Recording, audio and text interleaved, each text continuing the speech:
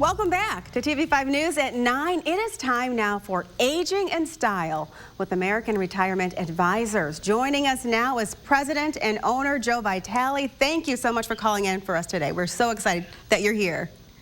Thank you. Good morning, Colette. Good morning. Thank you. Well, Joe is jam-packed with some great information like he always is. Today, we're talking about your pensions and 401ks. So if a previous employer offers a pension with a lump sum option, should I take it? That's a very good question. And you know what you find is we've seen a lot of that recently. There's a lot of some very large companies that different mergers, acquisitions, and a lot of their employees, maybe they worked for the company 20, 30 years ago, are coming to us now and saying, hey, I've got this pension from an old employer and it could be $500,000, $600,000, $800,000. What do I do with it? Should I take this lump sum rollover or buyout, or should I take the income? What we have found, we like to run a scenario for every situation, because what is the right answer? It's every individual person.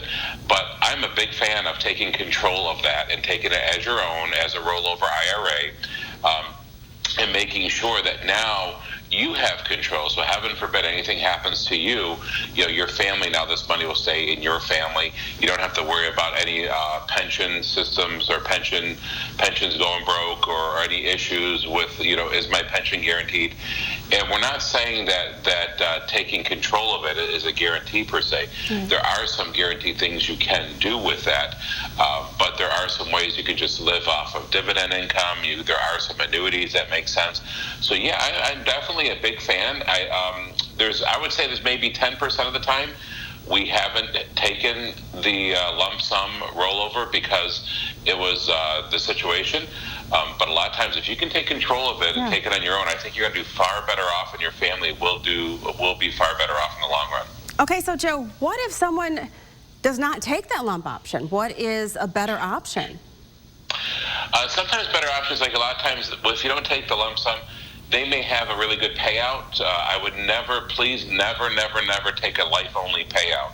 If you take a life-only payout, basically you're going to get a higher amount, but should you pass away, it's over. I mean, it's over. You definitely, if married, want to take your spouse along with you to make sure that your spouse will get it if you pass away.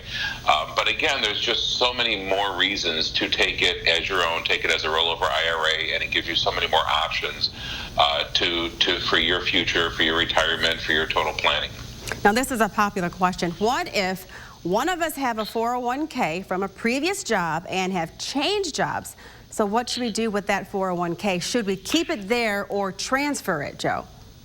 I've seen families that have had their 401k from a previous employer for years and years and years. A lot of times it gets lost in the shuffle. They say, you know what, Joe, I'm just not happy with it. Or, hey, it's been doing fine, but I really, I lose track of it. I just want to do something different with it. We would do, a lot of times we'll do a 401 to an IRA rollover, so we don't want to pay any taxes, of course, on the transfer. We want to make sure it's done the right way, so we definitely help with that. Again, take control of it, so you're not, it depends. If you've got an old 401 and you're working with an old administrator, a third-party administrator, or, sometimes there's a lot of red tape or a lot of paperwork to get through. It can be really easy. It can be a pain. So we're a big fan of making sure we can roll it over as your own, so now you have it, you have control of it, and you've got more options. Now, will the election make a huge impact on my retirement plan or 401k? Should I be concerned? Well, of course, with the political climate, there's a lot of concern right now. Who knows? I mean, that's the million-dollar question, is because some people are like, Joe, I'm moving to cash, or I really want to move to cash, or should I? I don't want to invest until I see what's happening with the election. There's a lot of concern out there right now, and it's legitimate. And the biggest reason is uncertainty, because we don't know. If our current administration gets back in, then the market kind of knows what to expect. So are we going to have big ups or downs? Yeah, maybe not. However, if there's a change of power, there's going to be a little bit of pullback, a little bit in our expectation, and our looking back at history, because the market wants to see a lot of uncertainty. They don't know what's going to happen. They have an idea, but they don't know. But in the long run, regardless of the administration, regardless of what happens with the election, the best thing to do is not panic and to stay invested and to stay the course.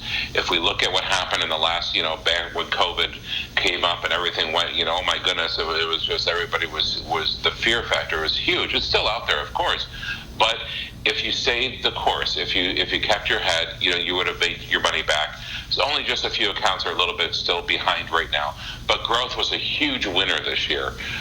So with that in mind, again, stay the course. Don't panic. Whatever you do, don't panic, because history tells us if we just keep our head and if we can, it's very difficult to time the market, but if we stay the course and we don't panic, we're going to do good in the long run.